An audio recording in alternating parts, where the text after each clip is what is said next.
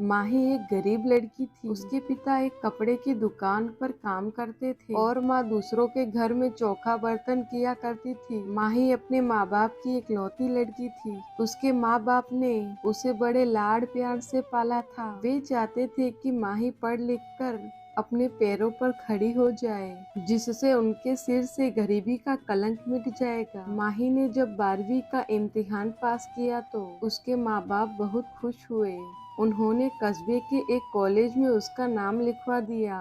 College उसके घर से थोड़ी दूर पर था, इसीलिए उसके माँ बाप ने किसी तरह पैसों का जुगाड़ करके उसे एक पुरानी साइकिल भी दिला दी, जिससे माही को कॉलेज जाने में परेशानी न हो। माही जब साइकिल पर बैठकर कॉलेज जाती तो उसे लगता जैसे वह आसमान में उड़ रही हो।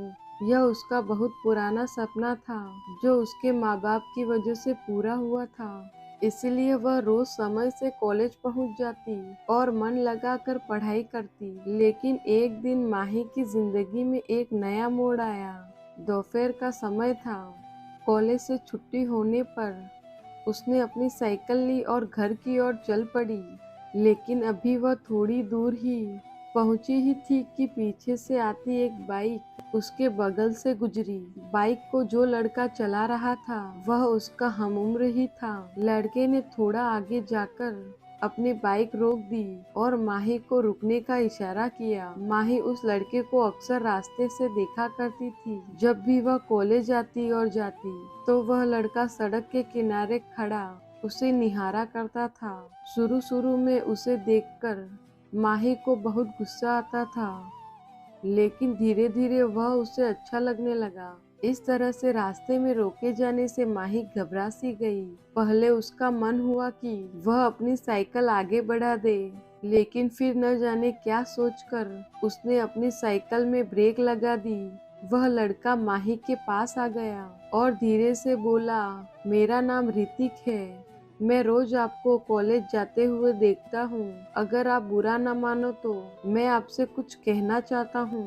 क्या? माही के मुंह से सिर्फ इतना ही निकला। ऋतिक ने अपनी शर्ट की जेब से एक गुलाब की कली निकालकर उसके हाथ में रख दी और उसकी मुट्ठी बंद करते हुए बोला, मैं तुमसे बहुत प्यार करता हूँ। उठते बैठते सोते जगते हर समय बस तुम्हारे बारे में सोचा करता हूँ। मुझे कुछ भी अच्छा नहीं लगता है। ऋतिक और भी बहुत कुछ कहना चाहता था, पर माही ने उसके होठों पर हाथ रखकर उसे चुप करा दिया। तो आपको मेरा प्यार कबूल है? उस लड़के ने माही की आंख में आंख डालकर पूछा। माही शर्मा गई। उसने चुपचाप हाँ में अपनी गर्दन हिलाई और साइकिल पर बैठकर तेज तेज पैडल चलाती हुई अपने घर को चली गई। इस तरह माही और ऋतिक में बातचीत की शुरुआत हो गई। ऋतिक रोज उसके लिए कोई न कोई गिफ्ट लाता और उसके लिए जीने मरने की कस्में खाता। उसकी बातें सुनकर माही दीवानी हो जाती और सपनों की दुनिया में खो जाती। एक दिन ऋतिक ने माही से कहीं घूमने चलने का आग्रह किया। पहले तो माही ने हल्का सा ना किया, लेकिन फिर वह तैयार हो गई। उसी दिन माही बहुत खुश थी। वह तय समय पर उस जगह पहुंच गई जहां पर ऋतिक ने उसे मिलने के लिए कहा था। ऋतिक ने माही की साइकिल को एक दोस्त की दुकान पर खड़ी कर दी और माही को बाइक पर बैठाकर चल पड़ा। ऋतिक माही को लेकर नदी के पास पहुंचा। वहां पर उसने अपनी बाइक खड़ी कर दी और दोनों लोग घास पर बैठकर बातें करने लगे। ऋतिक ने माही से एक दो बात की, फिर वह उसके करीब आ गया और उसके चेहरे से खेलने लगा। धीरे धीरे माही पर एक नशा सा छाता चला गया।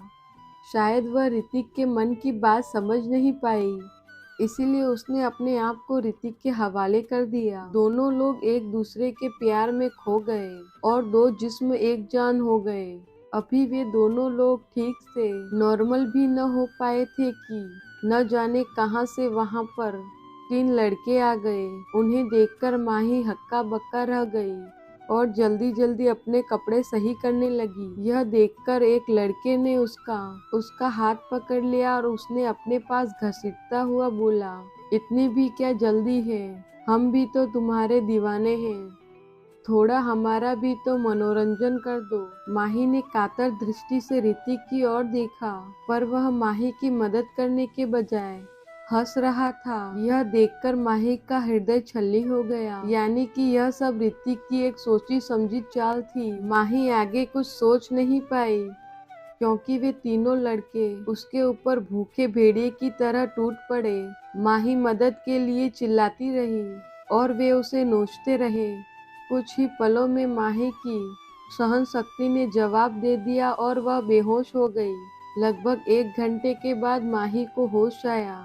वे तीनों लड़के और ऋतिक वहां से जा चुके थे। दर्द की वजह से उसके शरीर की प्रत्येक नस फट रही थी।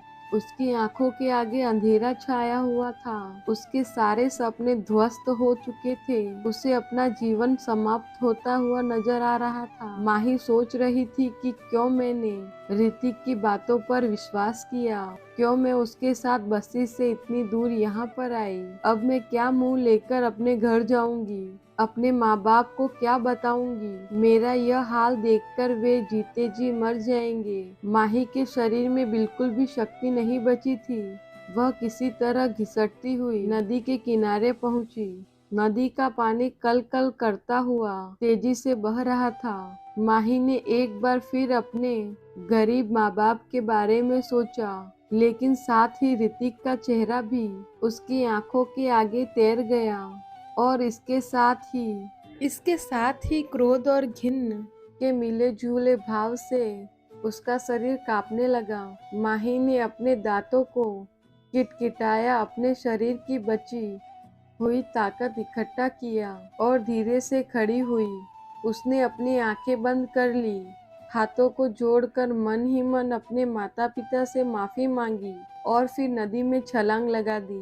पहले ही पल माही नदी में डूबने लगी, लेकिन अब न तो वह किसी को अपनी जान बचाने के लिए पुकार रही थी और न ही बचने के लिए संघर्ष कर रही थी। उसका मन अब भी अपने बेवफा प्रेमी के बारे में सोच रहा था।